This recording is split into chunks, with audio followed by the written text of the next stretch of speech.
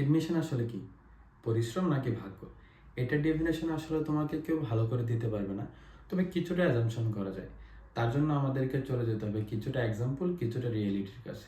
আমার কাছে এডমিশন মানে হচ্ছে একটা ক্রিকেট খেলার মতো। লাইক তুমি একটা ওভারের মধ্যে যতগুলো বল তুমি খেলার মতো আসবে, তুমি ততগুলোই খেলতে পারবা। যদি একটা বলও খেলার মতো না আসে, তুমি একটা বলও খেলতে পারবা না।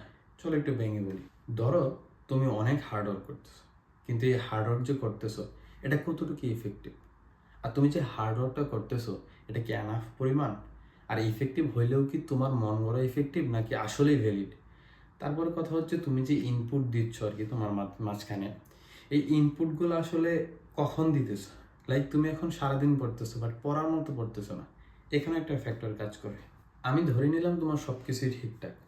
এখন কথা হইতেছে তুমি যে এক্সপেকটেশনগুলো করতেছো ভার্সিটি নিয়ে অথবা এডমিশন নিয়ে, এটার কতটুকু যৌক্তিকতা আছে? চলো একটু ভেঙে বলি।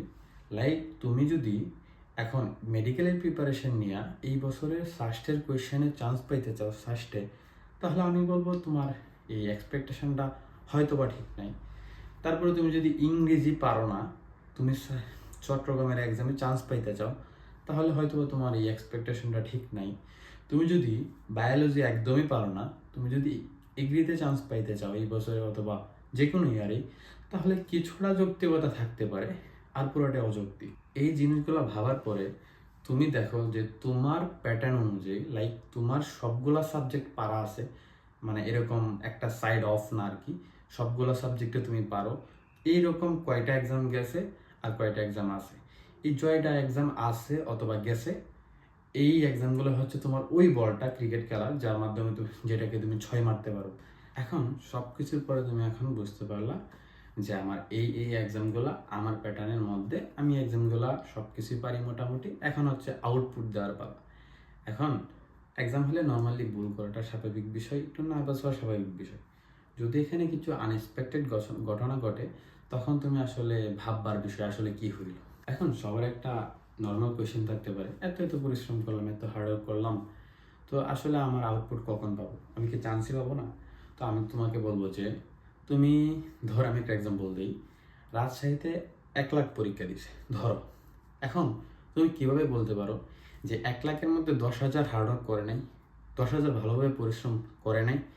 এই 10,000 মানুষ যে পরিশ্রম করলো, এখানে তো সিটে আছে মনে করো যে ওয়েটিং সব 2500 5,000 যাবে। এই 5,000 মানুষ তারা কি করবে? এখন যে 9,000তম হয়েছে, সে যদি সব পরীক্ষায় গুচ্ছবাদে আর কি 9,000তম হয়, সে কিন্তু কোথাও চান্স পাবে। এখন চলে আসি ভাগ্য আর পরিশ্রমের মধ্যে। এখন ভাগ্য কোনগুলো? লাইক এক্সাম ভালো না হওয়ার 1,000টা রিজন আছে। ধরো তুমি যেদিন পরীক্ষা, এর আগের দিন তুমি জার্নির কারণে ঘুমাইতে পারো না, এই কারণে পরীক্ষা হলে তোমার মাথা ব্যথা। এমনও হতে পারে তুমি পরীক্ষায় যাওয়ার সময় তোমার জ্যামের কারণে গাড়ি লেট হয়ে গেছে। এমনও হইতে পারে পরীক্ষার হলে যাওয়ার আগে তুমি একটা ব্যাড বাস খেয়ে গেছো। এমনও হইতে পারে তুমি ভালো করে প্রিপারেশন নেওয়ার পরে নার্ভাসনেসের কারণে তুমি ভালো করে এক্সাম দিতে পারো না। এই জিনিসগুলো আসলে তোমাদের হাতে নাই।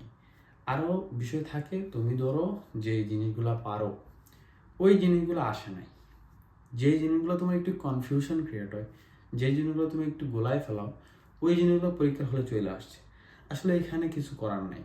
এটা হচ্ছে ব্যাট বলের মতো। যে জিনিসগুলো তুমি পারো, এই জিনিসগুলো তুমি যদি এক্সাম হলে পাও, তুমি ভালো আনসার করতে পারবা। বাট যদি যে জিনিসগুলো তুমি পারো না, এই জিনিসগুলো যদি পরীক্ষার হলে আসে, তুমি আসলে ভালো করে আনসার নাও করতে পারো, তখন আসলে এক্সামটা আরও বেশি খারাপ হয়ে যায়, যখন তুমি আরও বেশি নার্ভাস হয়ে যাও। আর ধরো তুমি একটা এক্সামে তুমি যে জিনিসগুলো পারো, যে জিনিসটা দাগাবা, চট্টগ্রামে তুমি ম্যাথ দাগাবা, ওই ম্যাথটা অ্যাজ ইউজুয়াল করছে অথবা একটু কঠিন করছে, কিন্তু তুমি যে জিনিসটা দাগাবা না ওই জিনিসটা অনেক ইজি করে রাখছে। লাইক চট্টগ্রামে যেরকম ইঞ্জিনিয়ারিং, মেডিকেল, দুই সেক্টরের মানুষ পরীক্ষা দেয়। এখন তুমি যে জিনিসটা দাগাইতেছো ওই জিনিসটা কঠিন করে রাখছে, বাট তুমি যে জিনিসটা দাগাইতেছো না ওই জিনিসটা অনেক ইজি করে রাখছে। তখন কিন্তু আসলে ভাগ্যের উপর চলে যায়, তখন আসলে কিছু করার থাকে না। কারণ একটা পরীক্ষার মধ্যে 4টা সাবজেক্টের মধ্যে একটা কঠিন থাকে। এখন যদি এই একটা কঠিনে যদি তোমার মধ্যে পড়ে, তাহলে আসলে কিছু করার নেই। আসলে হার্ডওয়ার্কের মাধ্যমে তুমি না পারা জিনিস পারতে পারো, না শেখা জিনিস শিখতে পারো। বাট পরীক্ষার হলের মাঝখানে যেই আনএক্সপেক্টেড ঘটনা, তোমার হলে ঘড়ি নাই, তোমার হলে স্যার আগে খাতা নিয়ে নিছে, টাইম কম দিছে, পরীক্ষার হলে যাওয়ার আগে বিভিন্ন ব্যাড পাস, তোমার কোয়েশ্চেনের প্যাটার্ন তোমার মতো না, ঠিক উল্টা, এরকম অনেক জিনিস যদি পরীক্ষার হলে তুমি দেখতে পাও, তখন আসলে বলা যায় তোমার লাখের কাছে তুমি হাইরা গেছো। আজকে বেসিক্যালি এই হার্ডওয়ার্ক আর ভাগ্য নিয়ে তোমাদের সাথে একটু আলোচনা করলাম। আসলে এই বিষয়ে অনেক আলোচনা, অনেক সেক্টরে, প্রত্যেকটা সেক্টরে প্রত্যেকটা ভিন্ন ভিন্ন আলোচনা। এখানে সব কিছু একসাথে আনা আসলে টাফ আর কি, অনেক লম্বা ভিডিও হয়ে যাবে। তো আজকের জন্য এতটুকু। আমিও তোমাদের মতো আসলে সেকেন্ড টাইম আর একটা ফেইলর, যদিও আমি ফার্স্ট টাইমে নোয়াখালীতে পড়ালেখা করতেছি, বাট এখনও স্টিল সেকেন্ড টাইম আর কি।